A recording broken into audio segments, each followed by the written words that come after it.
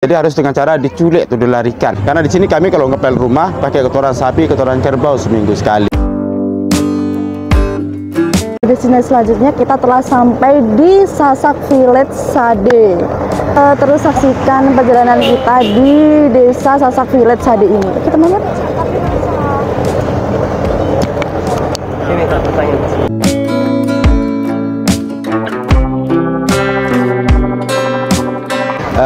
Baik, Mas Mbak yang saya hormati, jadi saya ucapkan selamat datang di kampung kami. Perkenalkan, nama saya Ama Eva ya. Panggilan di sini nama anak pertama yang dipergunakan. Karena ketika kita sudah punya anak, nama muda kami di sini hilang. Yang dipakai untuk panggilan sehari-hari nama anak paling besar itu tadi. Kalau manggil bapak Ama, kalau manggil ibu di sini Ina.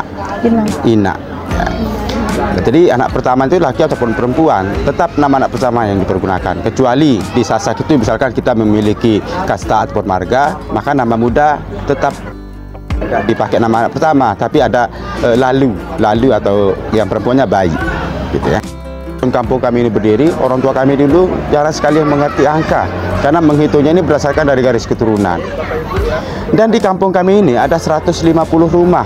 Ya, satu rumah dihuni oleh satu kepala keluarga, jadi 150 kepala keluarga. Sedangkan penduduk yang tinggal di sini kami sekitar 700 orang. Dan yang 700 orang ini satu rumpun keluarga, masih satu garis keturunan. Karena kalau menikah di sini sampai sekarang, kami masih menikahnya dengan sepupu misan di sini. Karena masih belum ada sampai sekarang kami di sini yang menikah dengan orang luar, itu taksadaran sendiri untuk mempertahankan garis keturunan. Tapi kalau misalkan ada dari luar mengambil orang sini, boleh, nggak ada larangan, nggak ada patangan sama sekali. Cuman sampai saat ini masih belum ada, karena masih ada kesadaran dari diri sendiri itu tadi untuk mempertahankan kekerabatan. Gitu. Dan tradisi kami di sini kalau menikah pun di sini tidak boleh kami melamar, karena kalau melamar di sini menurut kami bertentangan dengan ada tradisi. Jadi harus dengan cara diculik atau dilarikan di sini kalau menikah. Itu namanya kawin lari, kawin culik. Nah, itu malah dirayain di sini Mbak kalau nyulik anak gadisnya, nggak dilaporin ke polisi. Tapi beda kawin lari dan kawin culik. Kalau untuk kawin lari, cowok ceweknya harus suka sama suka dulu, baru ngebawa lari anak gadisnya diam-diam tanpa sepengetahuan orang tua. Karena kalau orang tua sampai tahu itu bisa batal menikah. Dan sementara waktu anak gadisnya kami sembunyikan dulu keluar kampung. Gitu. Tapi kalau untuk kawin culik, sekalipun anak gadisnya nggak mau atau nggak suka sama si cowok ini, bisa kita paksa atau kita gendong caranya. Karena kalau kawin culik ini, cintanya ini nanti datang setelah berumah tangga soalnya. Dan kalau sudah bermalam, anak gadisnya diculik atau dilarikan, nggak boleh batal. Itu harus setuju dan harus tetap berlangsungkan acara perkawinan secara agama maupun secara adat istiadat. Cuman di sini syaratnya bagi anak gadis belum bisa menenun, belum boleh dulu menikah di sini. Jadi harus bisa menenun dulu baru boleh diculik atau dilarikan. Di sini menikah usia 15, 16 ya. Karena kalau sudah 20 kan di sini nggak menikah, malah dibilang perawan tua kalau di sini Pak ya. Karena kami tinggal di sini biasanya menikah muda, menikah dulu baru pikir masa depan di sini. Sedangkan pekerjaan kami semuanya di sini bertani padi, dan kalau untuk bertaninya kami di sini itu cuma sekali setahun karena di sini nggak ada pengairan irigasi ya, cuma nunggu hujan. Selain dari bertani, menenun menjadi kesehariannya. Nanti di atas bisa langsung lihat cara pembuatan tenunannya, dan nanti kita bisa masuk di rumah kami yang tertua karena di sini kami kalau ngepel rumah pakai kotoran sapi, kotoran kerbau seminggu sekali. Rumah kami kalau belum kami pel pakai kotoran tersebut belum kami anggap bersih rumah kami. Yang dipergunakan yang baru-baru keluar, karena kalau sudah 2-3 hari keluar lebih lama hilang baunya kayak gitu. Okay? Baik, mungkin untuk lebih jelasnya silahkan kita bisa langsung mutar keliling, kita bisa mulai dari sini ya.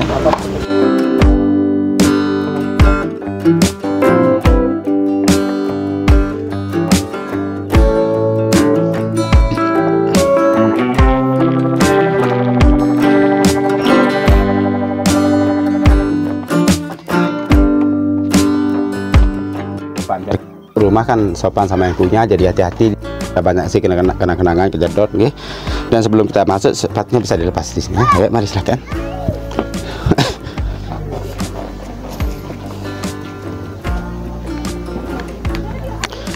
Kalau mau masuk ke dalam silakan bisa, Mbak. Bisa pakai flash ya. Jadi di dalam rumah kami di sini, Mas Mbak, ada 2 ruangan. Dapurnya di dalam, di sebelah kiri kan, tempatnya di dalam ini lebih tinggi supaya tidak terlalu cepat terjadi kayak kebakaran ya. Karena di sini kami kalau untuk memasak pakai kayu bakar. Asapnya yang buat bangunannya jadi kuat atau anti rayap. Di sebelah kanan di situ ada ruangan tempat melahirkan. Karena melahirkannya di sini pakai dukun, dan di setiap rumah mempunyai tempat melahirkan masing-masing. Selain tempat melahirkan, dalam balik dalamnya itu dipergunakan sebagai tempat tidur anak gadis. Jadi anak gadisnya tidurnya di dalam, supaya tidak terlalu cepat diculik atau dilarikan sama cowoknya. Karena kalau menyulik anak gadis harus malam hari, karena kalau siang kan bisa kena sanksi adat nantinya. Jadinya harus malam hari nyulik lepas pengetahuan orang tua. Dan di sini sesangkok tempat tidur orang tua di sini dan juga tempat terima tamu. Pondasi rumah kami ini dari tanah dicampur kulit padi, dipel pakai kotoran sapi, kotoran kerbau seminggu sekali. Tujuannya dipel untuk memperkuat bangunan, nyamuk lalat nggak masuk dan sebagai tolak balak juga. Tapi yang dipergunakan kotoran sapi ataupun kotoran kerbau yang baru-baru keluar itu, Mbak. Nah, kalau sudah 2-3 hari keluar akan lebih lama hilang baunya gitu ya.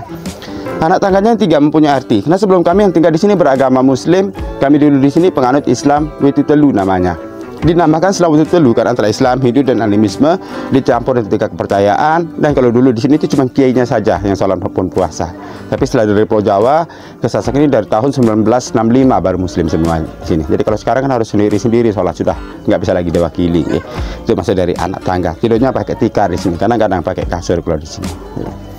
Dan seperti ini pemasangan atap ya, dari alang-alang diikatnya pakai daun aren ini.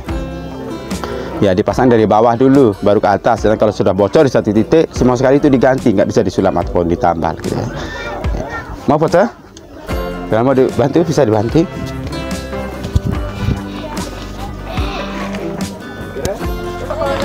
Pohon cinta. Tempat janjian kalau mau melarikan anak gadis, kami biasanya ketemu janjinya di sini malam hari ya. Makanya dinamakan pohon cinta. Tapi sekalipun pohonnya sudah mati seperti ini kan cinta nggak ikut mati, Mbak. Ya cuman pohonnya aja yang sudah mati. Jadi kalau untuk kawin lari karena sudah suka sama suka, jadi ada perjanjian dulu. Kita ketemu sama si perempuannya, menentukan malam apa, tanggal berapa, jam berapa kayak gitu. Tapi kalau untuk kawin culik, sudah diajak menikah, si gadisnya nggak suka, itu yang kita gendong caranya. 3 hektar Mas Mbak ya luasnya. 3 hektar luasnya, jadi rumahnya sudah tidak akan nambah. Di sini akan tetap 150 rumah. Karena yang mewarisi rumahnya nanti dapat anak laki-laki yang paling kecil pewaris rumah di sini. Saudara tertua buat rumah di luar. Karena di luar kampung kami sekarang sudah ada perluasan 8 kampung sudah di luar. Jadi yang kecil yang tinggal langsung dengan orang tua. Tapi kalau anaknya perempuan semua, maka pewaris rumahnya nanti yang dapat anak saudara, termasuk sawah, tanah yang dapat anak saudaranya. Karena yang perempuannya kan setelah diculik ikut suami soalnya. Jadi nanti dapatnya dari suaminya kalau ada.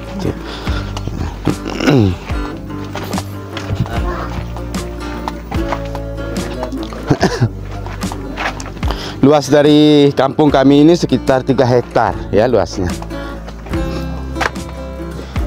Ya dan seperti ini juga Mbak ya, masa hasil dari kerajinan tangan masyarakat Sasak. Benang tenunannya yang dipergunakan seperti ini, Mbak. Dari sini kami pakai dari benang kapas, kalau putih warna asli kapas dan diwarnanya pakai pewarna alam. Dan kalau yang misalkan yang ditenun seperti kain songket seperti ini, Mbak ya, pembuatannya itu bisa membutuhkan waktu sampai sebulan baru dapat satu kain. Kalau untuk kain-kain batiknya ini namanya Sasambo. Sasambo itu gabungan 3 suku terbesar, Sasak, Sembar, dan Bojo di Bima. Ada juga sarung-sarung sholat. Dan di sini barangkali kalau berminat atau kenang-kenangan, itu baju perokrum yang masyarakat Sasak ditawar juga udah menjadi tradisi. Okay? Silakan mungkin mau lihat-lihat dulu ya.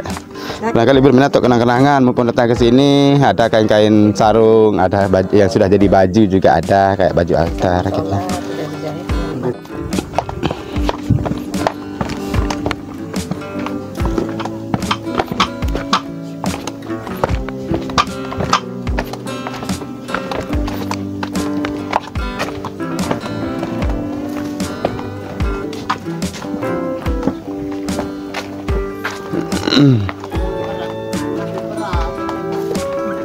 Di share di YouTube ya? Iya. Kita ada channel YouTube-nya. Apa namanya YouTube-nya? Traveling yuk. Travel. Ya nanti dikasih tahu Pak. Linknya. Iya, siap. Dan ini alat pembuatan tenunannya, Mbak ya. Alat tenunannya ini namanya sensek. Anak gadis dari usia 8 tahun sudah diajar nenun. Pokoknya kalau belum bisa nenun di sini belum boleh dulu menikah ya. Jadi dari usia 8 tahun anak ceweknya sudah diajar. Mungkin dari ada 8 tahun. Dari usia 8 tahun, tapi yang nenun ini perempuannya aja ya. Mungkin ada mencoba belajar menenun? Udah. Enggak? Tadi di sana udah. Oh, udah ya. Jadi kalau di sini kan dari usia 8 tahun sudah diajar nenun karena harus bisa nenun dulu baru boleh diculik atau dilarikan gitu ya. Dan ini alat untuk pembuatan benang. Alat pembuatan benang ini namanya arah karena menggunakan benang dari kapas, diputarnya itu mengikuti arah jam.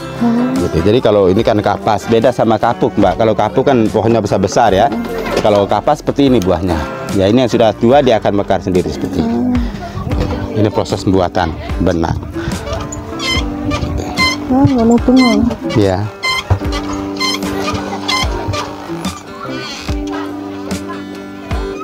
Nanti kalau sudah banyak yang dibuat seperti ini, nanti tinggal dijual ke pengrajin. Nanti pengrajin sendiri yang ngasih warna, mau pakai warna apa.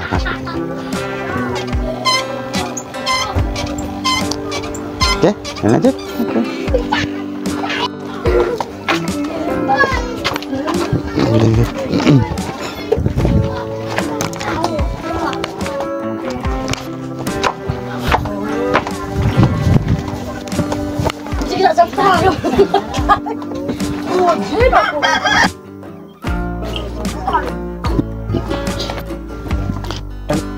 Bentuk dari rumah kami di sini sama semua, Mbak ya.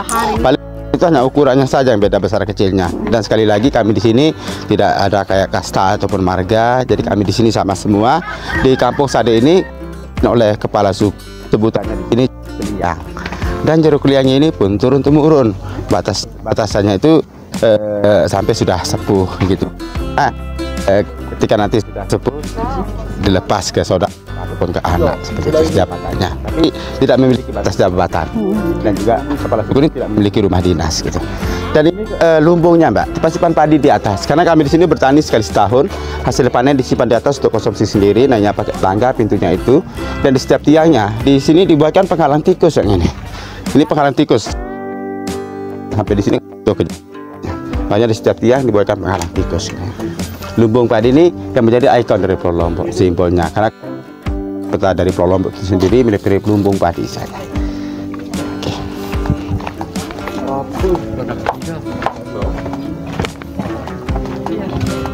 Nah, pilih aja Mak senempat. Terus kalau dari misal dari orang sini ada yang menikah, mereka kan kayak mau buat kayak pesta gitu.